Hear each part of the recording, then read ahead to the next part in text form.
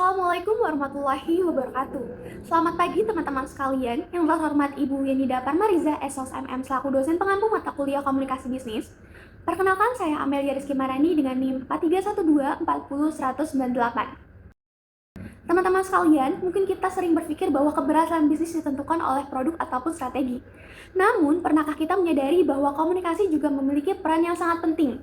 Sebagai contoh, iklan Pepsi sempat menuai kritik karena menampilkan aksi demonstrasi yang kemudian diselesaikan secara sederhana oleh Kendall Jenner dengan memberikan Pepsi kepada seorang polisi hingga suasana menjadi damai.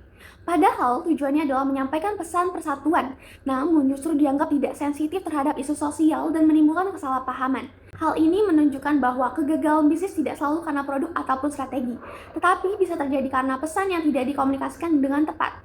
Hadirnya saya di sini ingin mengajak teman-teman untuk lebih memahami pentingnya komunikasi yang efektif dalam bisnis, karena cara kita menyampaikan pesan sangatlah menentukan bagaimana pesan itu diterima.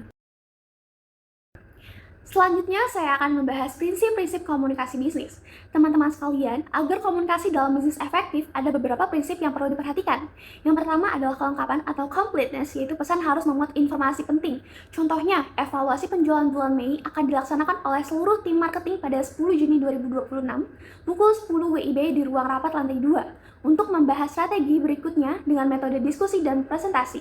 Namun, pesan juga harus ringkas atau conciseness, agar mudah dipahami. Contohnya, evaluasi penjualan Mei dilaksanakan 10 Juni 2026 pukul 10 WIB di ruang lantai 2, tim marketing diharapkan hadir.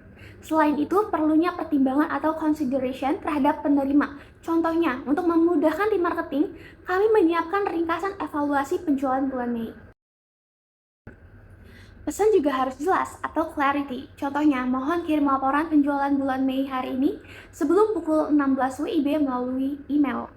Tentunya juga disampaikan dengan sopan atau courtesy. Contohnya, mohon kesediaannya mengirim laporan hari ini sebelum pukul 16 WIB. Terima kasih atas kerjasamanya. Dan yang terakhir adalah harus tepat atau correctness. Contohnya, total penjualan bulan Mei mencapai 50 juta rupiah berdasarkan data yang telah diverifikasi. Dengan prinsip-prinsip ini, komunikasi bisnis bisa lebih efektif dan tujuan lebih mudah tercapai.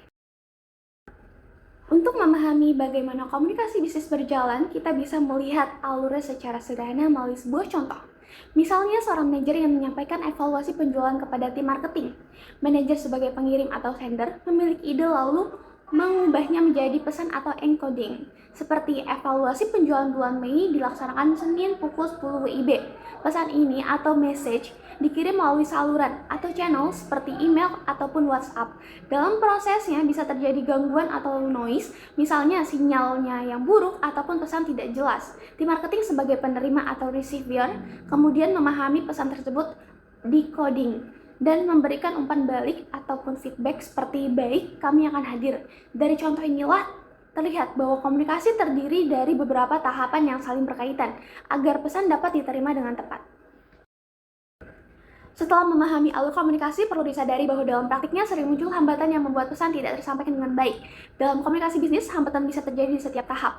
Pertama, saat mengembangkan pesan, misalnya manajer ingin menegur tim tetapi hanya mengatakan, kedepannya harus lebih baik ya, sehingga tim bingung apa yang harus diperbaiki. Kedua, saat menyampaikan pesan, seperti instruksi yang terlalu panjang dan tidak jelas sehingga karyawan tidak memahami maksudnya. Ketiga, saat menerima pesan, misalnya karyawan tidak fokus saat briefing sehingga informasi yang diterima tidak lengkap.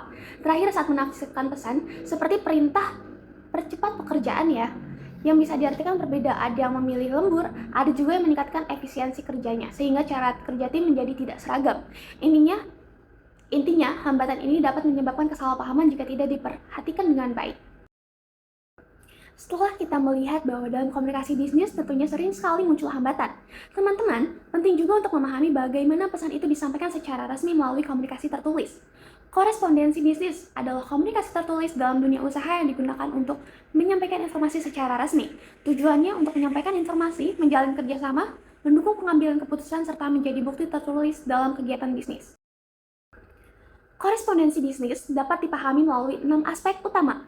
Dari jangkauannya, surat digunakan untuk komunikasi internal seperti memo manajer ke tim, dan eksternal seperti surat penawaran ke perusahaan lain. Dari wujudnya ada bentuk sederhana seperti memo hingga surat resmi bersampul. Dari jumlah penerima, surat bisa ditujukan ke satu pihak ataupun banyak orang seperti surat edaran.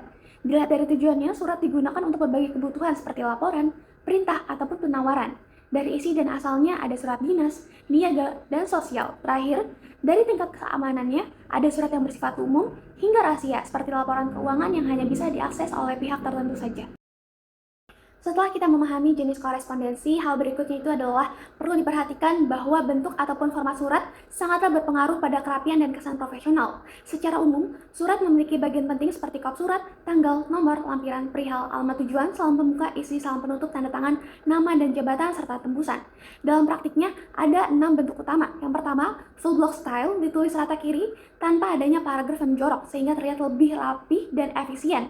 Biasanya digunakan untuk surat resmi seperti penawaran ataupun kerjasama. Yang kedua adalah semi block style, di mana paragrafnya sedikit menjorok ke dalam, sementara bagian lain tetap rata kiri. Bentuk ini masih formal tetapi lebih luas, sering digunakan untuk surat balasan ataupun komunikasi yang tidak terlalu kaku. Sedangkan block style hampir sama dengan full block, tetapi bagian tertentu seperti tanggal dan penutup diletakkan agak sedikit ke kanan sehingga tampilannya tetap formal namun sedikit lebih fleksibel.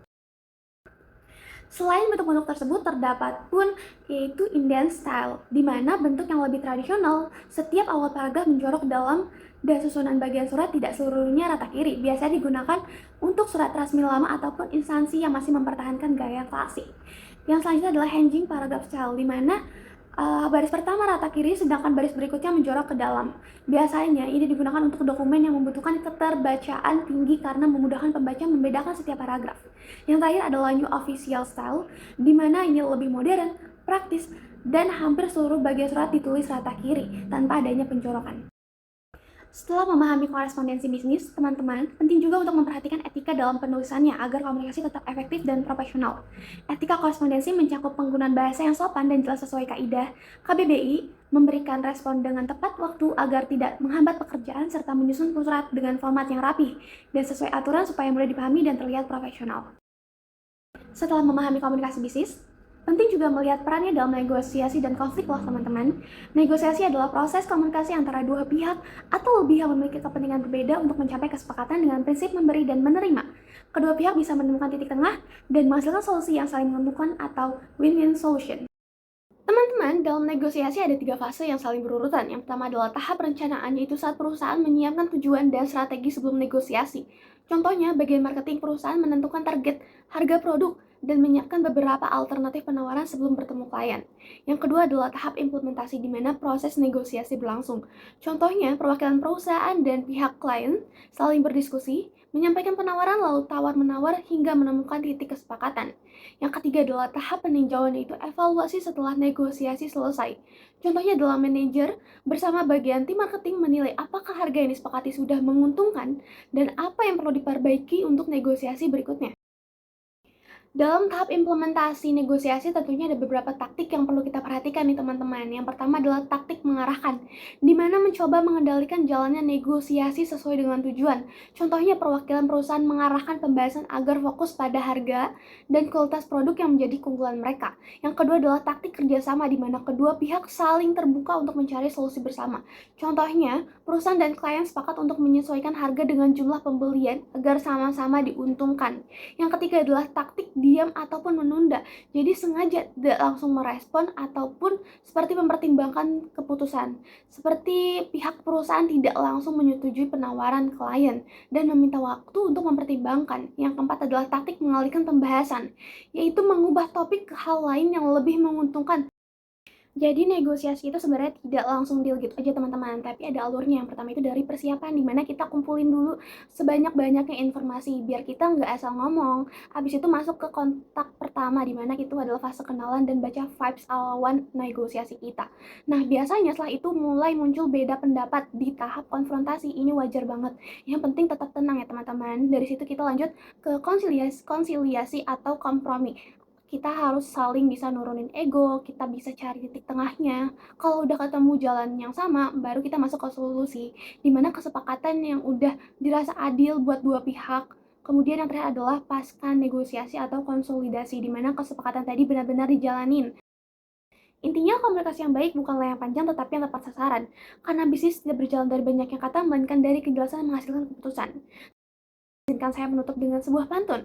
Pergi ke pasar membeli ikan, tidak lupa membeli buah delima. Terima kasih atas perhatian teman-teman sekalian. Semoga ilmu hari ini bermanfaat untuk kita semua.